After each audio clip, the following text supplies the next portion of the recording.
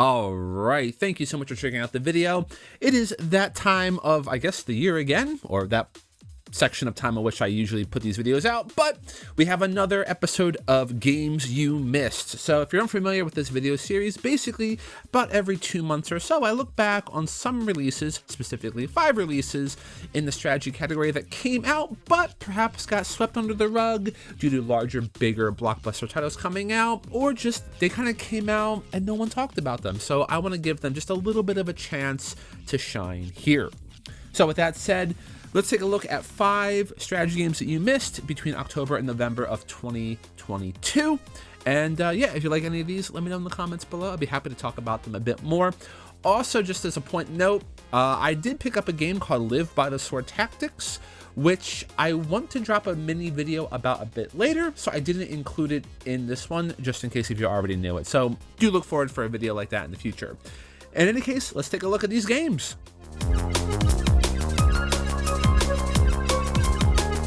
First up, from Devolver Digital, we have Inscription. Now, honestly, this is a charm of an experience that takes tabletop strategy games to a whole new level, realistically speaking, I guess, as well. Now, you're probably already familiar with this game. It did come out on the PC quite a bit ago, and it did kind of spark an entire huge conversation and wave of support at that time.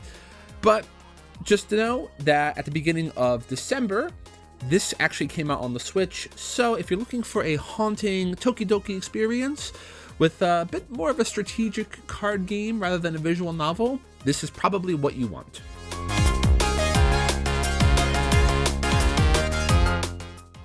Next up, we have a game for you sci-fi space action fans out there, and that's going to be Extinction Eclipse. Now, for me, when I saw this, this gives me StarCraft mixed with Homeworld vibes. It lists itself as an action strategy game, but honestly, it kind of feels more like an RTS. The goal of this game is to stop an alien invasion of Earth, and you're given a non-linear campaign progression with loads of spaceships and ways to build your fleet. Now, what really gets me with this and why I wanted to highlight it is that it kind of feels a lot like Homeworld and Homeworld 2. So if you're familiar with those games, basically as you progress through the campaign, whatever remaining units and resources you have carry into the subsequent map, and it persists further and further into the campaign. So if you're interested in that Homeworld experience, this might be a great affordable version that you can get on the go for the Switch.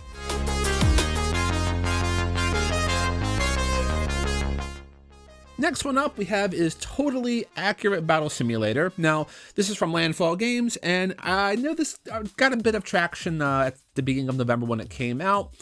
But, I mean, it's worth mentioning here as well. I mean, this has been an acclaimed PC game where you now have it on the Switch.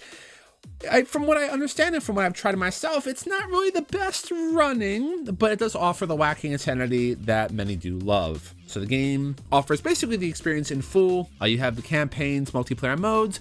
You also have workshop, unit creators, and sandbox modes, and much, much more. So if you're looking for a free-form strategy game just to mess around with, this definitely might be worth picking up for the go.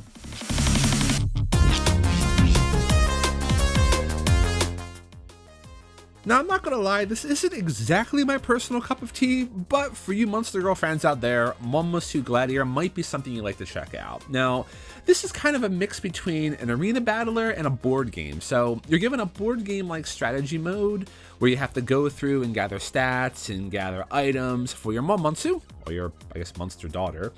And then you battle them in an arena style with a very simplistic control scheme. So this is actually a part of a very bigger Monmasu IP that constantly gets advertised on my YouTube here in Japan.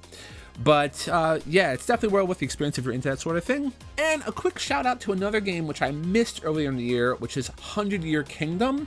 Definitely a fun little old school civilization builder game, both of which you might want to check out if you haven't already.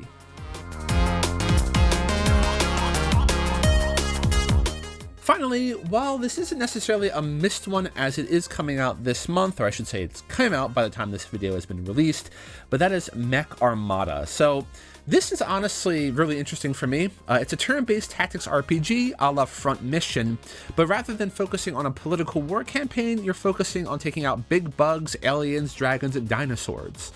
Now you get loads of mech customization and a lot of unique mechanics involving the field and kind of unit placement and moving around.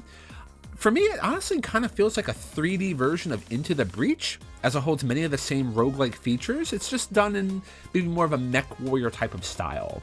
So if you checked Front Mission and didn't really get your gears going, this very well may.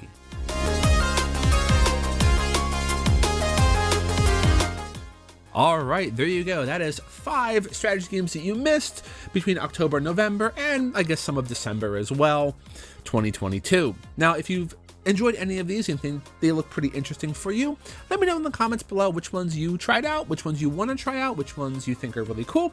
And if you'd like, I'd be happy to maybe do a little bit more video coverage on some of these games. For me specifically, Extinction Eclipse and Mech Armada really appeal to me, so I'm considering maybe doing a little bit more time with them. But you let me know down below, and if I missed any strategy games that have come out in the past few months, let me know as well, and we can talk about them and you can share your experiences as well.